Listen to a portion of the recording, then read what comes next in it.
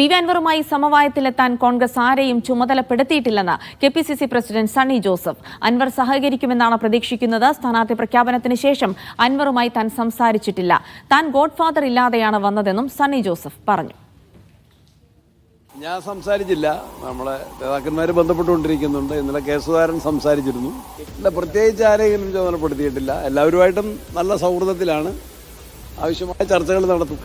സഹകരണം അൻവറിൽ നിന്ന് ഞാൻ പ്രതീക്ഷിക്കുകയാണ്. അതുണ്ടാകും. ജനങ്ങളിൽ നിന്ന്, അൻവർ ഉൾപ്പെടെയുള്ള നേതാക്കന്മാരിൽ നിന്ന് ഞങ്ങൾ പ്രതീക്ഷിക്കുന്നു. ഞാനൊക്കെ എങ്ങനെയാതും ഗോഡ്ഫാദറിലാണ് വന്നത്.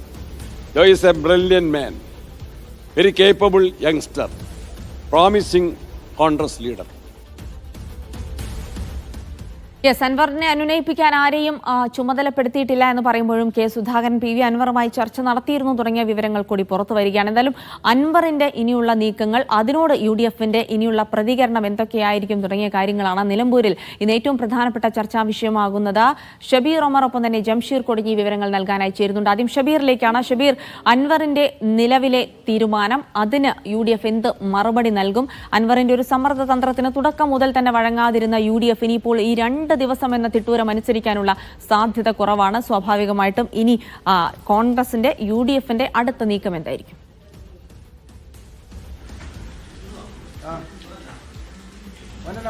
ഏറ്റവും പ്രധാനപ്പെട്ട കാര്യം, പി വി അൻവറിനെ സംബന്ധിച്ച് നിലമ്പൂർ ഉപതെരഞ്ഞെടുപ്പാണ് UDF പ്രവേശനത്തിന് പറ്റിയ ഏറ്റവും അനുയോജ്യമായ സമയം. അതിനുശേഷം ഏതെങ്കിലും തരത്തിലൊരു പരിഗണന കിട്ടുമെന്ന് പൊതുവെ പി വി അൻവറോ പി വി അൻവറിന്റെ കൂടെയുള്ളവരോ അല്ലെങ്കിൽ TMCയോ കരുതുന്നില്ല. ആ നിലയ്ക്ക് കൂടിയാണ് ഈ നിലമ്പൂർ ഉപതെരഞ്ഞെടുപ്പ് പശ്ചാത്തലത്തിൽ തന്നെ ഈ ഉപതെരഞ്ഞെടുപ്പ് നടക്കുന്നതിന് മുമ്പ് അല്ലെങ്കിൽ ഇതിന്റെ നാമനിർദ്ദേശ പത്രിക സമർപ്പണം പൂർത്തിയാവുന്നതിന് മുമ്പ് ഇത്തരത്തിലൊരു സമ്മർദ്ദ തന്ത്രം TMCയുടെ ഭാഗത്തു നിന്നുണ്ടാകുന്നത്. അതിനവർ പറയുന്ന പല കാരണങ്ങളുണ്ട്. അത് 5 മാസം മുമ്പ് ഇതുമായി ബന്ധപ്പെട്ട ഒരു അപേക്ഷ, ഒരു കത്ത് UDF നേതൃത്വം നൽകിയിരുന്നു. എന്നാൽ അതിൽ തീരുമാനമാക്കാതെ വൈകിപ്പിച്ചു. നിലമ്പൂർ ഉപതെരഞ്ഞെടുപ്പിന് മുമ്പ് തീരുമാനമാക്കണമെന്ന ആവശ്യം പലതവണ ഒരു പരസ്യമായി തന്നെ ഉന്നയിച്ചിരുന്നു.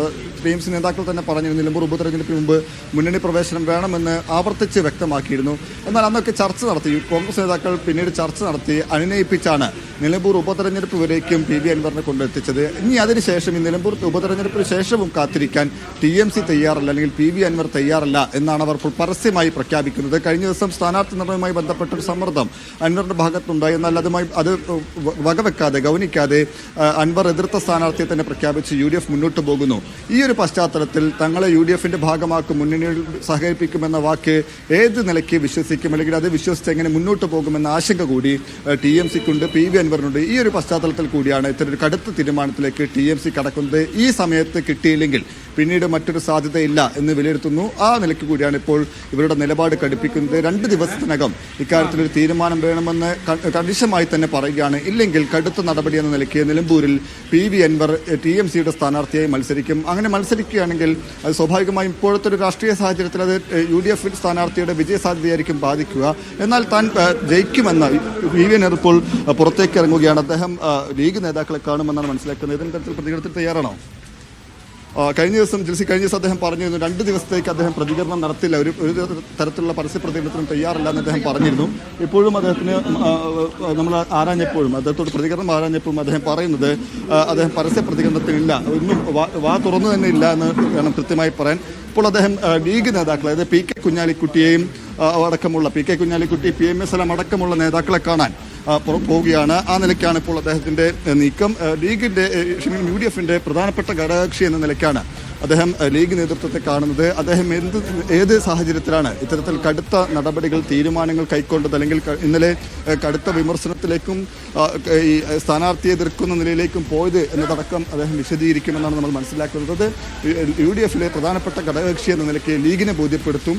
ആ നിലയ്ക്കാണ് ഇപ്പോൾ അദ്ദേഹത്തിന്റെ ഭാഗത്തു നിന്നുള്ള നീക്കങ്ങൾ. ഒപ്പം തന്നെ UDF പ്രവേശനവുമായി ബന്ധപ്പെട്ടുള്ള ഇവരുടെ TMCയുടെ പൊതുവിലുള്ള വിമർശനം, അമർഷം കൂടി ലീഗ് നേതൃത്വത്തെ ബോധ്യപ്പെടുത്തും. നമുക്കറിയാം കഴിഞ്ഞ ദിവസങ്ങളിലെല്ലാം തന്നെ, അല്ലെങ്കിൽ ഇതിന് മുന്നോടിയായിട്ടുള്ള ദിവസങ്ങളിലെല്ലാം തന്നെയുള്ള ലീഗ് നേതാക്കളുടെ പ്രതികരണം എല്ലാം പി വി അൻവറിന് അനുകൂലമായൊരു സമീപനമായിരുന്നു ലീഗ് നേതൃത്വം സ്വീകരിച്ചിരുന്നത്. ഇന്നലെ പോലും, അതായത് വലിയ വിവാദമുണ്ടാക്കി UDFനെ തന്നെ പ്രതിസന്ധിയിലാക്കുന്ന, ഒരു സ്ഥാനാർത്ഥി നിർണയത്തെ തന്നെ ബാധിക്കുന്ന തരത്തിലുള്ള ഒരു നിലപാട് പി വി അൻവർ സ്വീകരിച്ചപ്പോഴും സാദിഖ് അലി ശിഹാബ് തങ്ങളും ഒപ്പം തന്നെ പി കെ കുഞ്ഞാലിക്കുട്ടിയും പറഞ്ഞത് പി വി അൻവർ UDFുമായി സഹകരിക്കും അക്കാര്യത്തിൽ തർക്കം വേണ്ട എന്നാണ് പറഞ്ഞത്. മുനവർ അലി ശിഹാബ് തങ്ങളടക്കം ഇക്കാര്യം ആവർത്തിച്ച് പറയുന്നപ്പോൾ പി വി അൻവറുമായി സഹകരിക്കുന്നതിൽ ഒരു അനുകൂല സമീപനം ലീഗ് കഴിഞ്ഞ കുറച്ച് ദിവസങ്ങളായി എടുക്കുന്നുണ്ട്. ഇന്നലെ പോലും ആ നിലപാട് തന്നെയായിരുന്നു ലീഗ് പ്രഖ്യാപിച്ചത്. ആ അർത്ഥത്തിൽ കൂടിയാണ് ലീഗ് നേതൃത്വത്തെ പി വി അൻവർ കാണുന്നത്. അവരോട് കാര്യങ്ങൾ വിശദമായി പറയാൻ തന്നെയാണ് പി വി അൻവറിന്റെ നീക്കം.